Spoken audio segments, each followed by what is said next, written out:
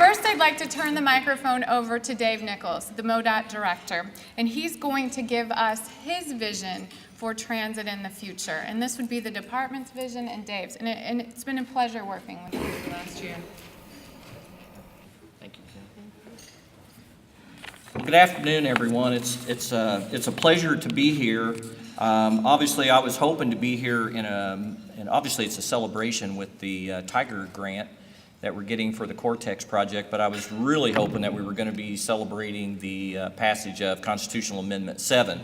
But it is what it is, and Constitutional Amendment number 7 did not make it through. But what I want to talk about, I always try to find the positive out of those types of initiatives that happen. What are the lessons learned out of it? And there's a few things that I want to mention because we have some special people here who have been instrumental in helping get funding, transportation funding, and not just highways and bridges, but comprehensive transportation funding discussions at the state level. And those of us who work at the state capitol a lot understand that transportation discussions have historically always been about roads and bridges, especially in the state capitol in these one-on-one conversations every year. And last year, started a year before, but really last year we got very much into a comprehensive discussion about funding for all modes of transportation at a state level in our state. And the discussion was about how do we do that? How do we get that through the legislative process, as complicated as that is and cumbersome as that is, but get something out there that really represents what the consumer is asking and demanding from us.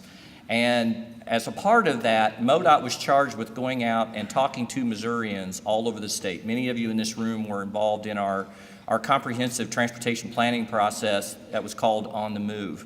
And we went around and talked to literally thousands of Missourians about what transportation means to them. And sometimes when you're talking to Missourians, really transportation doesn't come to the forefront until you really help them understand really what it does mean to them. Their kids moving to school, their kids going to college, and those kinds of things. Their employees, and I'm going to talk a little bit about that how our employees get to the business place, not just moving our freight and our components from our manufacturing companies out of our plants and manufacturing facilities, but how do our employees get to work? How do we have a reliable transportation system that isn't just about cars and isn't just about roads and bridges? And we had a very good conversation, a very bipartisan conversation in the legislature this past session. And I want to say a big thank you to a lot of people in this room for helping us, because there's people in this room that were at the legislative process every day when we needed people there to talk about other modes. John, thank you, John Nations from Metro, Kim and your folks. The Missouri Public Transit Association was very instrumental.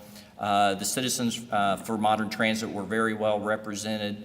Susan, the folks related to the bike ped facilities, aviation, ports had a big representation. And having those people talk about the importance of intermodal and multimodal transportation in our state was very instrumental in really educating our legislators. And I want to say a big thank you to you for that, because where we're going to be now is going back to the legislature again and continuing this conversation. We can't quit. We still have this problem. We still have this problem in our state. As I was talking to Peter at the table, is we are one of the, I'll say, too many states that has very little public transportation from the state level that goes out to our communities around the state. And many states have a very comprehensive state funding package for transportation for multimodal purposes in their state. And Missouri is one of the few that do not. And what Constitutional Amendment 7 actually brought to the table was an opportunity for Missourians to have a conversation and ultimately vote on it. And I believe we had a very comprehensive package that Missourians had a chance to vote on. There's a lot of issues that happened associated with the timing of the constitutional amendment and the election, et cetera, that we can discuss and debate over time. But the point is that I believe what you did as a community to help us get this package put together was very, very well done. Ed, you and the MPO, East-West Gateway, and the processes that we went through, I know there was a lot of teeth gnashing that went on because it was such a new process, but I really want to say thank you on behalf of of all of us at the Highway Commission and those of us at MoDOT who got to see this happen really on the front lines. And it was really a very comprehensive package that Missourians got to vote on.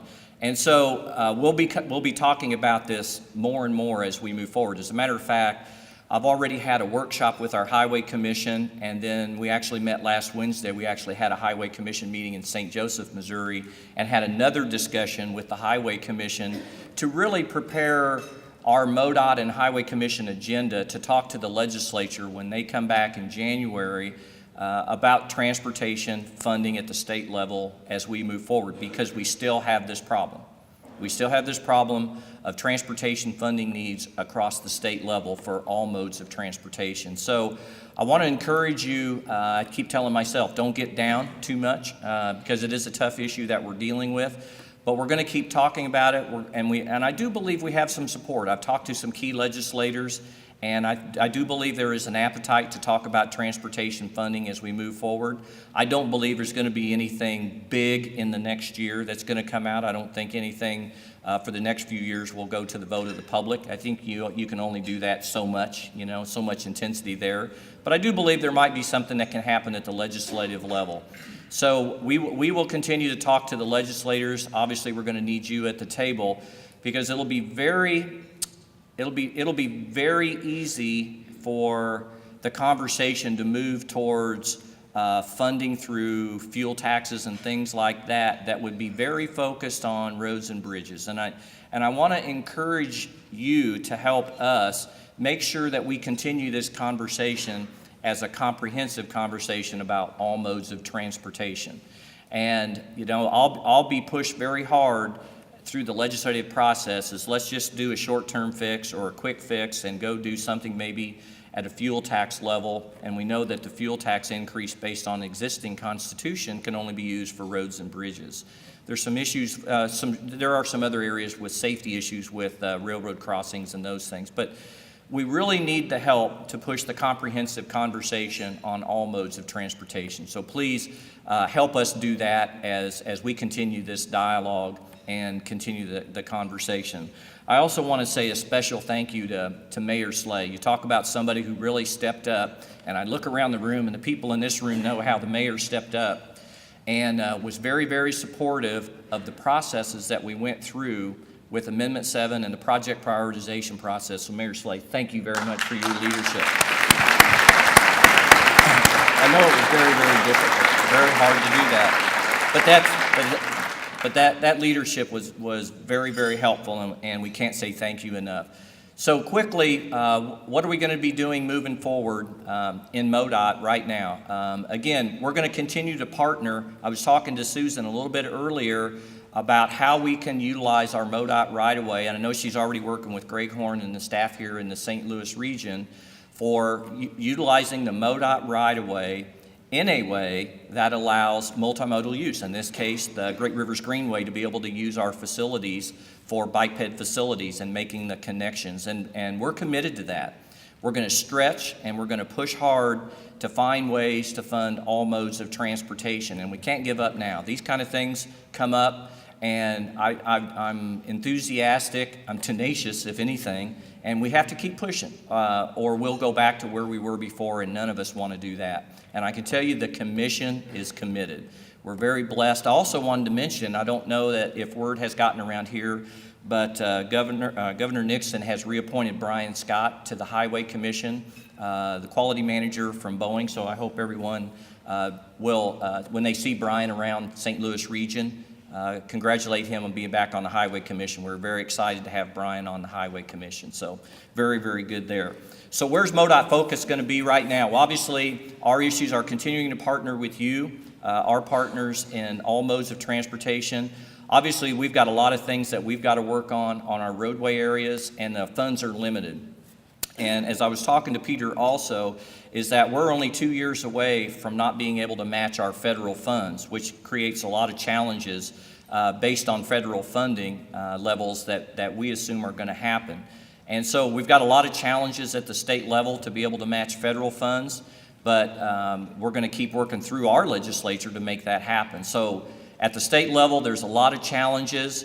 We're going to keep working with Congress on reauthorization. These short-term fixes are really not the thing that we need to have, although we'll continue to plan for the future. And so you'll probably see a lot less of our major projects, more of our what we call our preservation work that you see around the region.